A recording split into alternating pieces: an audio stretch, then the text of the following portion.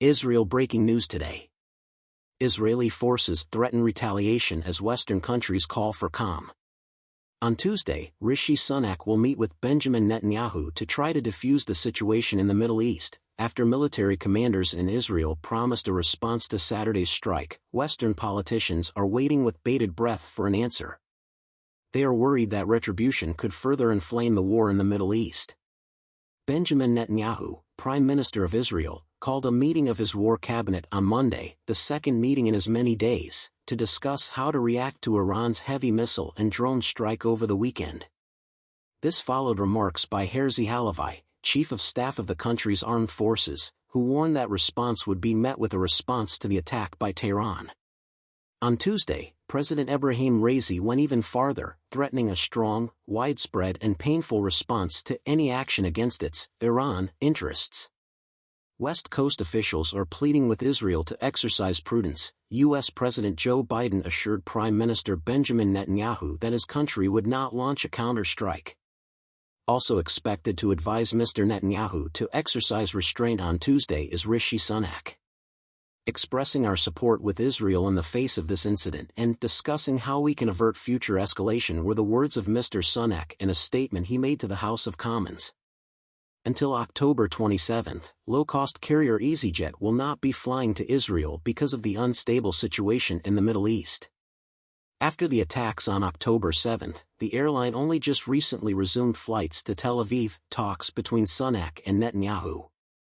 As world leaders call on the country to de-escalate following Iran's attack on Saturday, we may anticipate Rishi Sunak to meet with Benjamin Netanyahu, Israel's Prime Minister.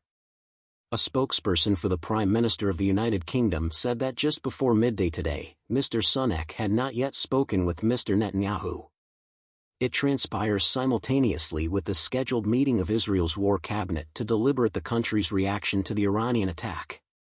Israeli military officials have promised a response, but no other information is available at this time. Israeli settlement expansion into Palestinian hamlets and towns must cease according to UN. According to the UN High Commissioner for Human Rights, Israeli security forces must immediately halt their direct participation in and support for settlement attacks against Palestinians. The killing of a 14-year-old Israeli kid in what authorities are calling a militant attack sparked a wave of settler attacks on Palestinian towns and villages in the West Bank, which led to the statement. According to the Hamas-run health ministry, 33,843 Palestinians have lost their lives in Gaza since October. The Israeli government has issued a strong warning against the rise in vigilante attacks. However, human rights organizations have long maintained that Israeli soldiers either actively participated in or frequently ignored settlement attacks. Is it possible that a nuclear war might break out if Israel and Iran were to clash? Author Dr.